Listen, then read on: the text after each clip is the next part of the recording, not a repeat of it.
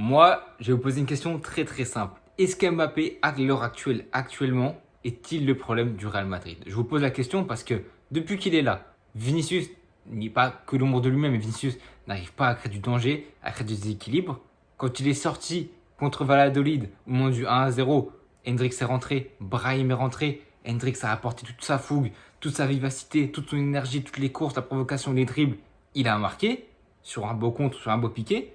Hendrix, lui, n'a pas tergiversé, il n'a pas besoin de caviar pour marquer. Non, il prend un ballon compliqué, entouré de 2, 3, 4 joueurs, il dribble, on ne sait pas ce qu'il va faire, il arrive à rester au défi physique. Qu'est-ce que tu fais dans ce moment-là? Boum! Hendrix, il t'a envoyé une mine, il n'a pas posé de questions. Il n'a pas cherché une volée, il n'a pas cherché un enroulé, il n'a rien cherché. Il a choisi la solution de la facilité, une grosse frappe pure, nette, sans bavure.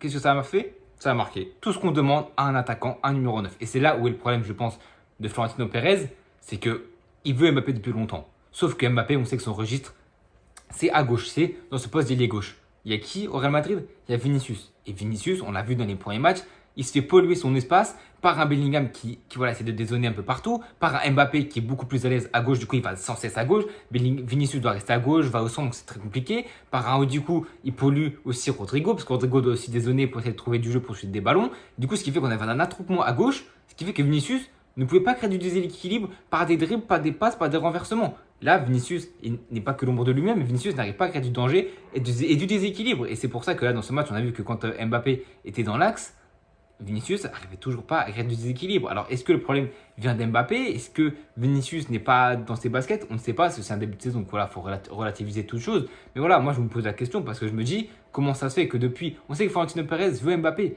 mais était-ce la bonne solution pour le Real Madrid? Pour Mbappé, oui. Mbappé a besoin du Real Madrid pour gagner des Coupes du Monde, pour gagner des Ballons d'Or, pour gagner des Champions, pour gagner des trophées. Les trophées majeurs du football qui lui manquent parce que PSG, malheureusement, il n'a pas réussi en 7 ans. Le PSG sans Mbappé, excusez-moi, j'ai vu tous les matchs pour l'instant, bon, il y en a eu 2.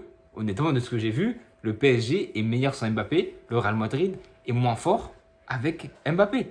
Et c'est là tout le problème de la chose. Comment est-ce possible que potentiellement le meilleur joueur du monde, selon les observateurs et certaines personnes, je ne le pense pas du tout, puisse polluer une équipe? Je sais pas.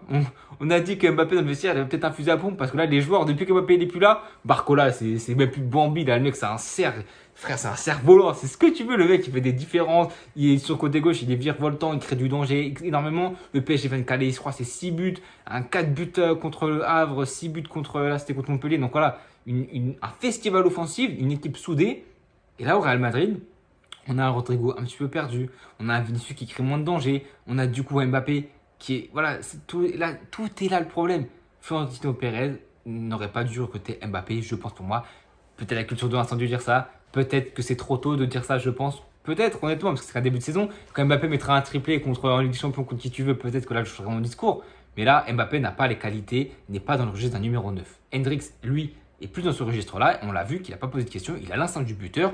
Il sait où il doit frapper. Il sait quand il doit le faire. Il ne tergiverse pas à trouver le bon angle, la bonne position. Non, voilà, un buteur, c'est même quand tu es dans une mauvaise posture, quand même quand tu es dos au but, il faut voilà, se retourner même pas en une demi-seconde, se retourner. Et voilà, comme Lewandowski savait le faire, tu te retournes en 2 secondes et boum, tu décoches une frappe, soit ras du poteau, ras du sol, ce que tu veux, une lucarne, je m'en fous. Il faut que la balle passe la ligne. C'est simple. Et Mbappé, malheureusement, n'a pas ces qualités-là. C'est pas un mec, c'est pas un numéro 9, c'est pas un point de fixation, de déviation. Sa qualité première, c'est le dribble, c'est la percussion. Et malgré tout ça, il a réussi à la perdre au fil des années. Il a réussi à perdre sa vivacité. Et malheureusement, j'ai peur que ça n'empire la situation d'Mbappé et indirectement, mais du coup directement du Real Madrid. Parce que du coup, là, ça pourrit un petit peu Vinicius sur son côté. Je sais pas si là, du coup, voilà, c'est pour ça qu'il faut tempérer mes propos, je pense. C'est parce que c'est aussi un début de saison. Mbappé vient dans un cadre différent. C'est le Real Madrid, c'est une institution, c'est un grand club. Tu n'es pas la star de l'équipe. Tu as des joueurs qui ont gagné avant toi, qui ont plus prouvé que toi au niveau en Ligue des Champions. Je parle des Bellingham, je parle des Vinicius, je parle des Rodrigo. Parce qu'on nous parle beaucoup de BMW, Bellingham, Mbappé, Vinicius, mais les gens oublient trop facilement Rodrigo. Il vous l'a fait rappeler contre Mallorca en étant le premier buteur de la saison. Il nous l'a encore fait rappeler en première mi-temps dans le match contre le Real Valladolid où ça a été un des seuls offensivement qui crée du danger, balle au pied, tout ce que Mbappé n'a pas réussi à faire. Pourquoi il n'a pas réussi à le faire? Parce qu'il est en numéro 9. Il est sevré de ballon. Autour en Espagne, de gros blocs bas, des mecs, t'as vu dans le match, Real Valladolid, ils étaient 10 derrière et les poteaux, ils étaient tous derrière. Comment veux-tu qu'Mbappé crée des différences balle au pied? Il n'a pas assez d'espace, c'est trop resserré et c'est là où un Joselu nous aura fait du bien en déviation, en fixation, avec son jeu de tête, son jeu de corps, de position.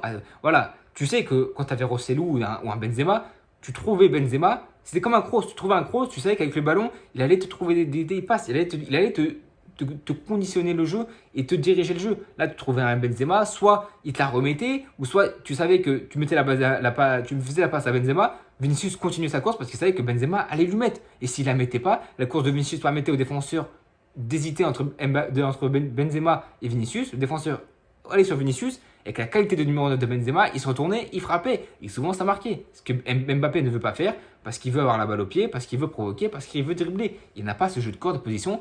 Alors peut-être qu'il va l'apprendre, peut-être que selon Florentino Pérez, il a recruté Mbappé pour qu'il devienne le numéro 9 du Real Madrid qui dézone, parce qu'on sait que voilà, même son numéro 9 la saison dernière, avec un Bellingham beaucoup plus haut en faux 9, on a réussi à gagner. On n'a pas intrinsèquement besoin d'un numéro 9 au Real Madrid. On l'a vu la saison dernière parce qu'on avait des champions sans un vrai numéro 9, même si Rosselló nous a énormément aidé. C'est tout là la question. Parce que moi, ça ne me dérange pas que Mbappé vienne côté gauche avec Vinicius pour qu'il combine. On l'a vu contre l'Atalanta. Bellingham, Vinicius, Mbappé et un petit peu Rodrigo, ils étaient dans la même zone. Ça ne nous a pas dérangé les gens parce qu'on a gagné 2-0, parce qu'ils sont trouvés facilement. Et là, bizarrement, ils se retrouvent moins. Du coup, les critiques commencent à pleuvoir. Et c'est logique en Espagne, il sera moins protégé qu'en France. Et là, vous allez voir que demain, Marca, le As, qui tu veux, ils vont allumer Mbappé comme il ne s'est jamais fait allumer. Mais c'est normal, c'est un joueur de haut niveau. On attend énormément de lui. Il n'a pas marqué pour ce premier match avec le Real Madrid. Ce n'est que le début, évidemment, au Santiago Bernabéu à domicile. Mais voilà, moi, c'est toutes les questions que je me pose. Je me demande si le choix Mbappé numéro 9 est-il pertinent.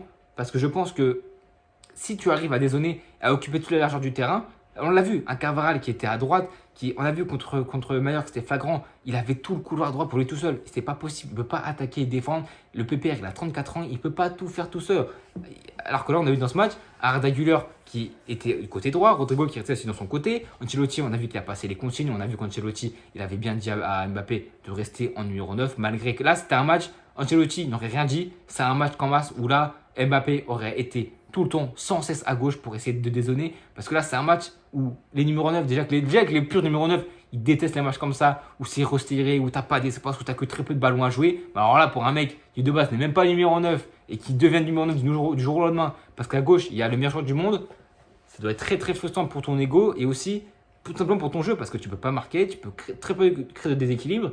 Et pourtant, Mbappé a eu des occasions. Et c'est ça qui est terrible, c'est que là, un vrai numéro 9, les occasions qu'il les a eues, je pense notamment à la 10e minute, là, l'appel qu'il fait, il est magnifique dans le dos des défenseurs. Il est magnifique, il a pris la profondeur. Et je crois que c'est Rudiger qui lui met un beau ballon.